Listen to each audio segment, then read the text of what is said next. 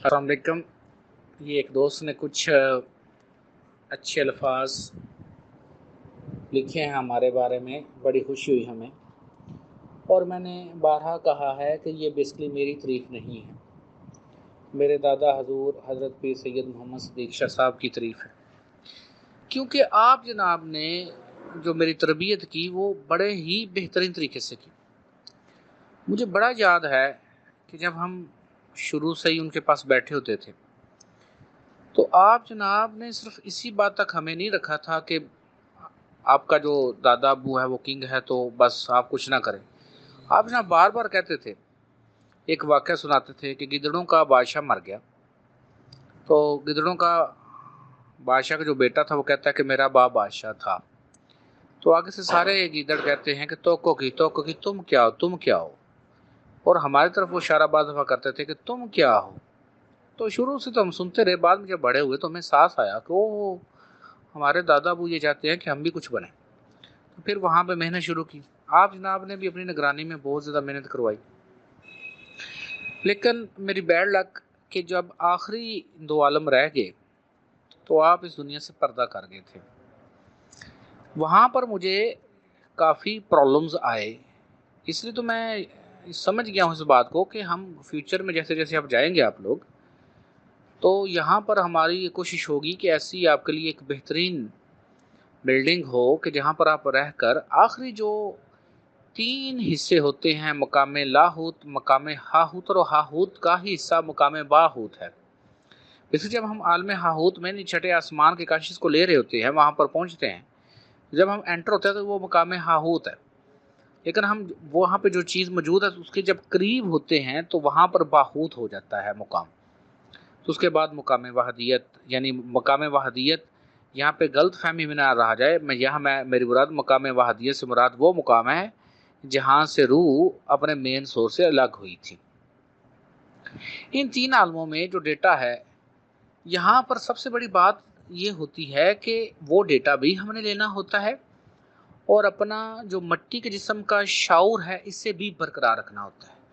क्योंकि आपके आपको पता है कि अगर किसी भी इलेक्ट्रिक चीज़ को थोड़ा सा करंट ज़्यादा दे दें तो जल जाएगी, कम करंट मिले तो चलती नहीं है, तो ज़्यादा करंट मिल जाए तो जल जाती है, ख़राब हो जाती है।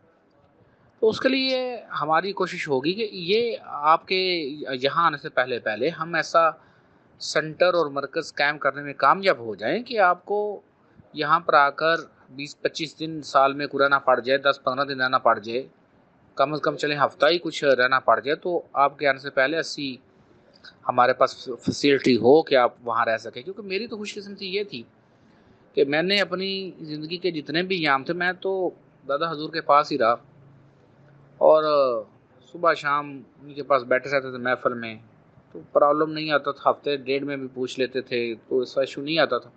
जैसे जैसे आप आगे जाएंगे तो ये ज़रूरत तो पड़ेगी हमें, इसके बारे में हम बड़े अच्छे तरीके से सोच विचार कर रहे हैं। और दोबारा कह रहा हूँ, ये जो तारीफ़ होती है मेरी नहीं, मेरे दादा हजूर की है, मेरे वालिद मोहतरम की है। मेरे वालिद मोहतरम ने जो भी मुकाम हासिल किया वो अपने वालिद मोहतरम की इज़्ज़त कर कर, खिदमत कर कर ही हासिल किया था। और इसी तरीके से दादा हजूर की जो तारीफ़ है बेसिकली वो सारी सिलसिला अली चिश्ती साबरी के जितनी हस्तियाँ हैं उनकी तारीफ़ है। आगे आगे इंशाल्लाह ताला आप ये चीज़ देखते जाएंगे, ये सारे मामला देखते जाएंगे।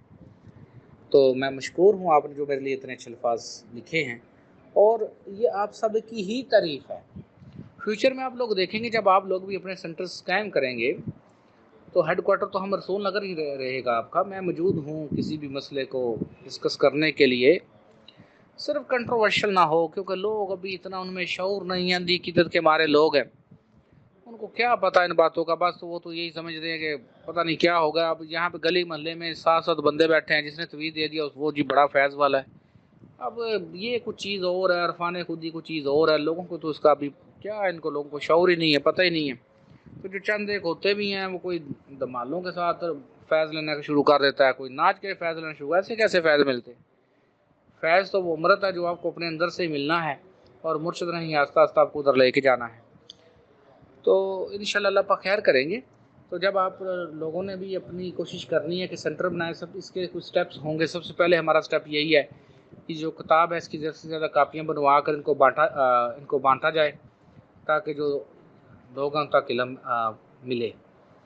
इसके लिए आप लोग कम से कम 20-25 कापियाँ बनवाएंगे और अपने शुरू में दोस्तों अहबाब को देंगे, फिर आगे आगे इंशाल्लाह जाता जाएगा काम।